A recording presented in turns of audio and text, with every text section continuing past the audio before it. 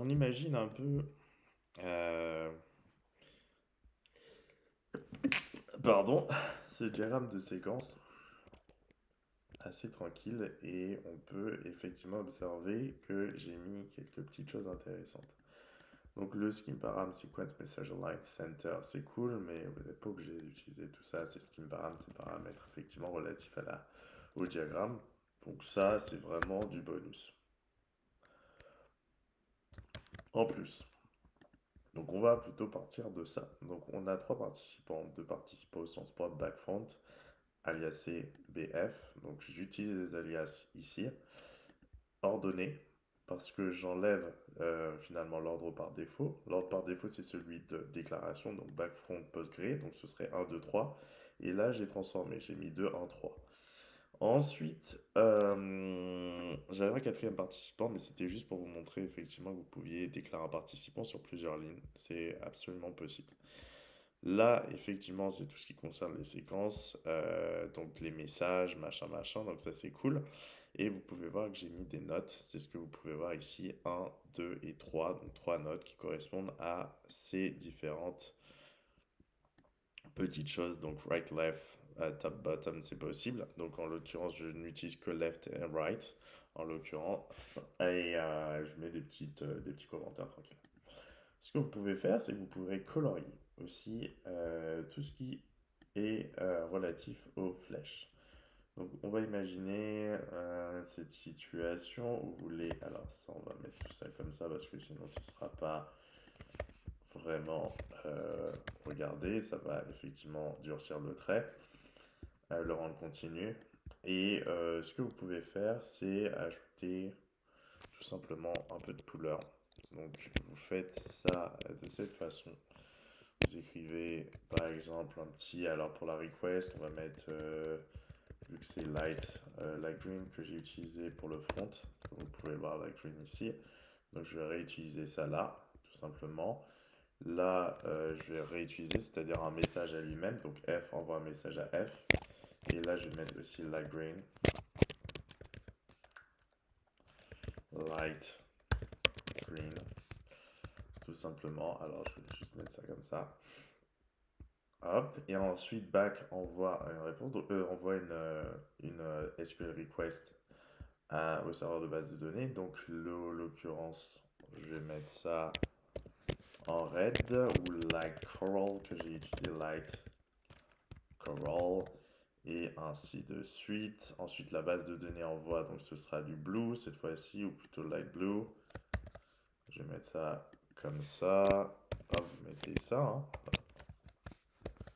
Voilà, c'est fait. Et enfin, le back envoie une réponse au front que vous allez mettre, effectivement, puisque ça vient du back, light, crawl, tout simplement. Donc là, on a effectivement à peu près tout ce qui nous intéresse en termes de couleur. Donc on peut effectivement voir d'où vient effectivement l'action. Donc ça, c'est fait. Vous pourriez potentiellement numéroter les messages, mais c'est pas une obligation. Vous pourriez mettre ici, parce que j'aime bien mettre les trucs de configuration ici, donc même avant ce qui parle, auto number. Et là, vous allez effectivement voir 1, 2, 3, 4, 5. Ça peut être cool, vous pouvez évidemment changer l'ordre, mais en l'occurrence, c'est pas ce qui nous intéresse. Euh, Vous pourriez effectivement même mettre un numéro de début avec un auto number, plus effectivement l'information qui vous intéresse, mais c'est pas une obligation du tout même. Donc on va pas jouer trop avec les auto-numbers, c'est pas vraiment ce qu'il y a de plus intéressant. Le truc c'est que vous pouvez utiliser aussi tout ce qui concerne le formatage. Et en l'occurrence, ça pourrait s'appliquer de différentes façons, mais le truc c'est que là on va plutôt mettre un formatage pour tous, donc on va dire qu'on veut que ce soit en gras. Donc voilà, et que y ait effectivement trois chiffres d'affichés à chaque fois. Donc vous écrivez un truc comme ça, et là vous pouvez voir qu'il y a trois chiffres d'affichés à chaque fois. Vous gérez le formatage de cette façon.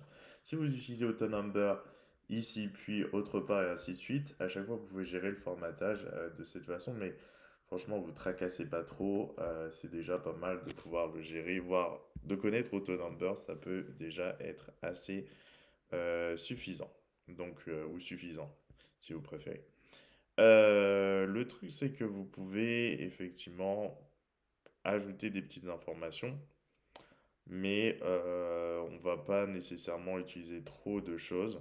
Donc, ce que vous pouvez faire aussi, c'est un titre, une en-tête, un pied de page pour la page, donc title en l'occurrence. Moi, j'ai pas mis de titre.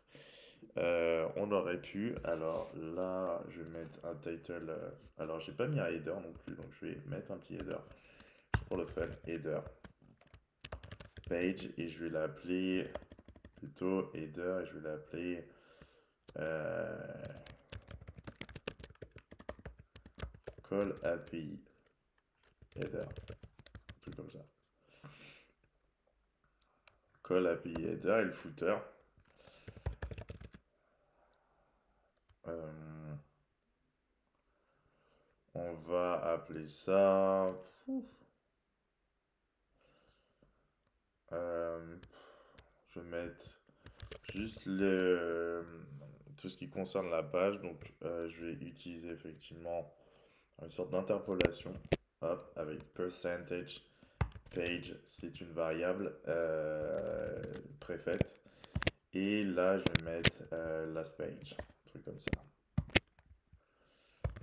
Last page, hop, et on va voir si ça va fonctionner. Voilà, de 1, page 1. Et si je fais new page, ici je mets un new page, hop, comme ça, on va voir si ça va passer à 2. Voilà, ça va passer à 2. Alors que j'ai rien écrit effectivement dans la nouvelle page, hein. Si je mets new page encore, ça va faire 3 pages et ainsi de suite. On va passer à 3. Voilà.